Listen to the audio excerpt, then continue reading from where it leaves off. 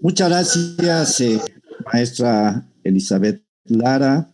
Deseo lo mejor para usted y para cada uno de los participantes. Mucha salud, mucho bienestar para ustedes y para su familia. Agradezco la invitación que me ha hecho esta Comisión Nacional de Derechos Humanos a través de usted para participar en este conversatorio. Saludo con mucho respeto también a Alma Cosete Guadarrama, quien será panelista en este conversatorio, y con mucho respeto a su trabajo, porque fue fundador de la Comisión Nacional de Derechos Humanos, al señor embajador Luis Ortiz Monasterio, a quien le deseo como siempre mucha salud y gracias por tanto que ha aportado a nuestro país. Y aprovecho también este espacio, si me lo permiten, con respeto, para saludar a mi paisano, también miembro de la Comisión Nacional de Derechos Humanos, a mi amigo Javier López Sánchez. Bien, pues he seleccionado el tema de niñez migrante y otros grupos en situación de vulnerabilidad dentro del temario que aquí analizamos. Hablar de los derechos de los niñas y niñas significa adentrarnos en una problemática bastante compleja por las áreas de conocimiento que abarca.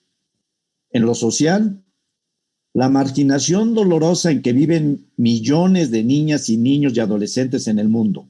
En nuestro país, este trauma es lamentable por la escasa efectividad de políticas que pudiéramos categorizar como eficaces. Entonces, nos apura encontrar caminos que eviten que la niñez se incorpore a la delincuencia. Ese es un destino muy frecuente, pero que nos destroza como nación. En lo psicológico, porque el efecto de esta marginación social se traduce en personalidades que, con frecuencia, no encontrarán alternativas de estabilidad necesarias en la coexistencia en un mundo sumamente adverso para sobrevivir. En lo político, porque observamos que las acciones de gobierno parecen no ser suficientemente eficaces para desarrollar modelos que en forma focalizada plantean modos de desarrollo con resultados palpables. Hay varios acontecimientos que aún nos acompañan para recordarnos ese espacio de violación constante de derechos universales. Las guarderías y su expresión en la desgracia de Hermosillo, Sonora, cuando varias niñas y niños lamentablemente pierden la vida en un incendio que muestra el descuido lamentable, insisto, de las autoridades gubernamentales y la ausencia de programas adecuados. Marginación social y la esfera de lo económico caminan juntos e interactúan, convirtiéndose en círculos cerrados de degradación de la niñez, sobre todo en los primeros años de vida de una persona. No hay lineamientos que conozcamos y retomemos como una directriz que permita que todos sepamos qué se pretende con las niñas, niños y adolescentes para que puedan vivir una buena coexistencia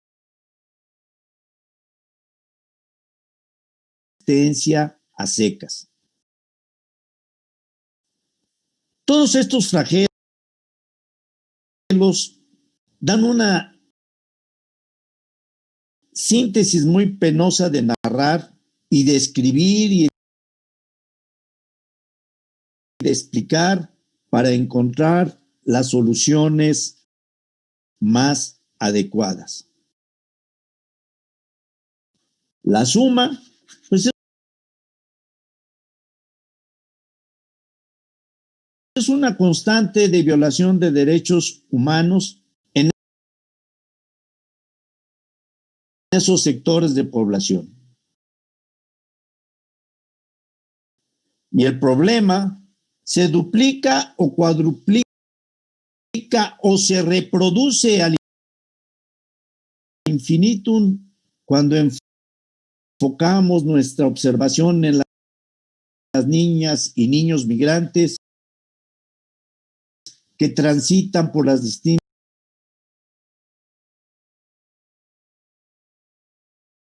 naciones en el mundo.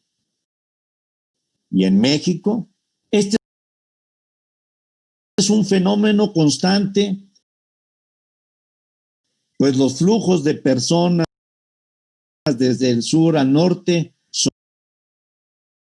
son permanentes y gran parte de estas personas son niñas y niños.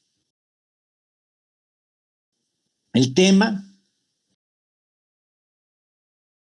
creo que es por muchos conocido y sobre todo por ustedes que son especialistas en este tema, pero lo voy a narrar con el respeto a grandes trazos.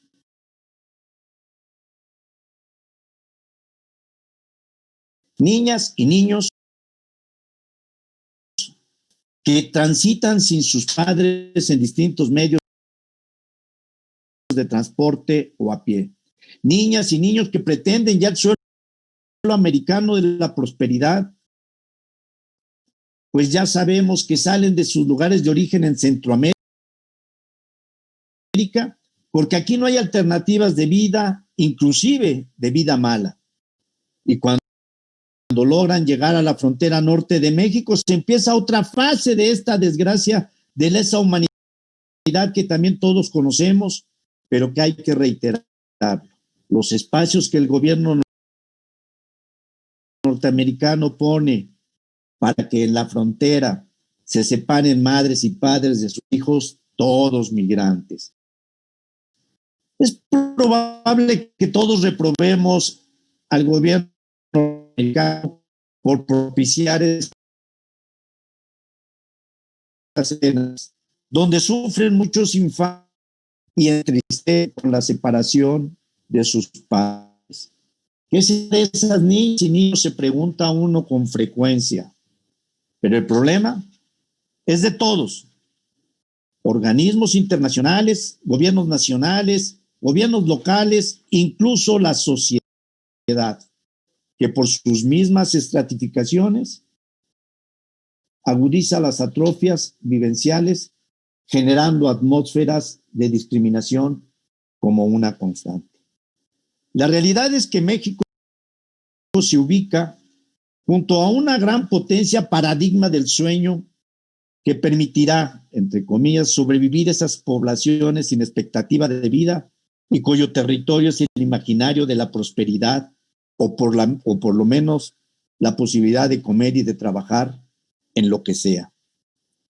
Esta situación, a un tiempo, muestra una amplia gama de aspectos que tipifican violación permanente de derechos humanos, salud, educación, medio ambiente digno, vivienda, estabilidad familiar, transitar libremente y con seguridad, libertades de expresión, de pensamiento, entre otros, pues, viven en un ambiente de violencia y de marginación constante.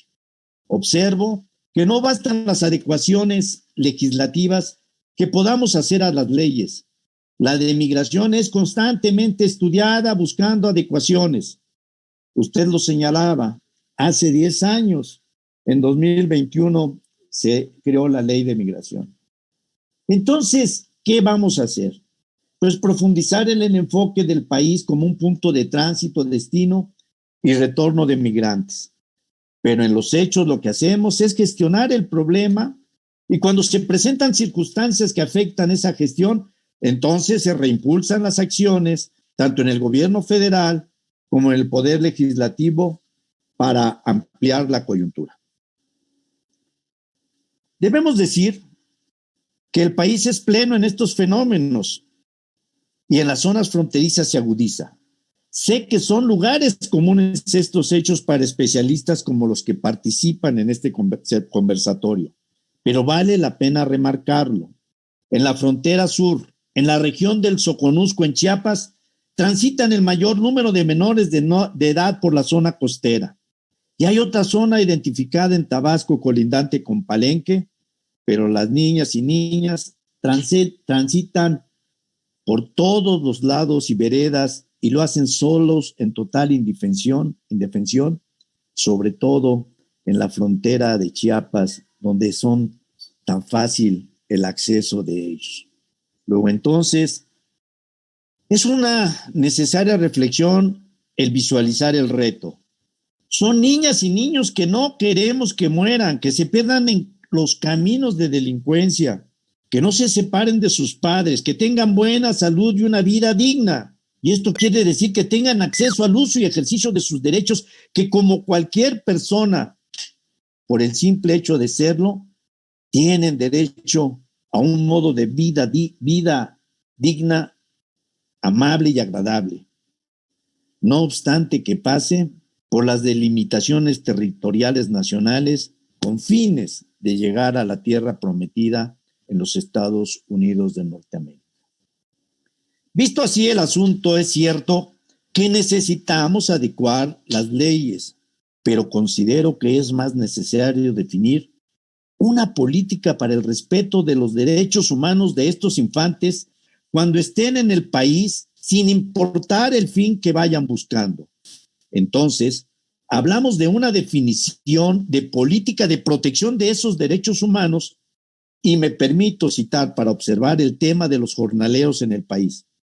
Son trabajadores que se mueven con sus familias de acuerdo a las temporadas a trabajar a un estado u otro dentro de la República. Y el mismo caso está para quienes ingresan a Chiapas a las fincas cafetaleras.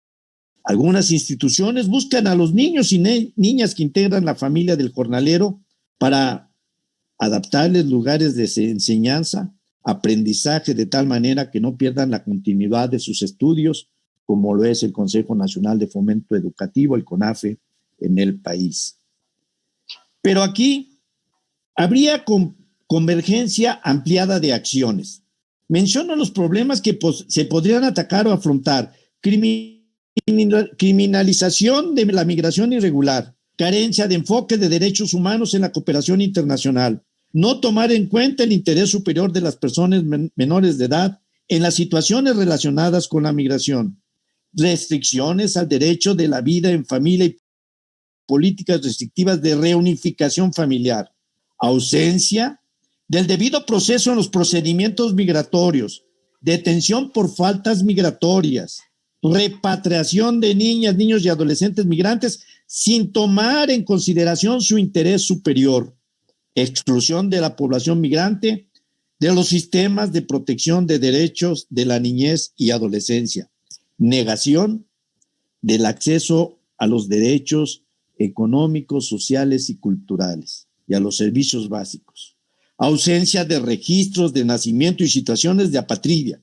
ausencia de oportunidades para regularizar la situación migratoria, ausencia de sensibilización y capacitación por parte de las autoridades, vulnerabilidad de ser víctimas de explotación, abuso y trata, vulnerabilidad de las personas menores de edad que se quedan en los países de origen, insuficiente información sobre la migración internacional de la niñez y la adolescencia.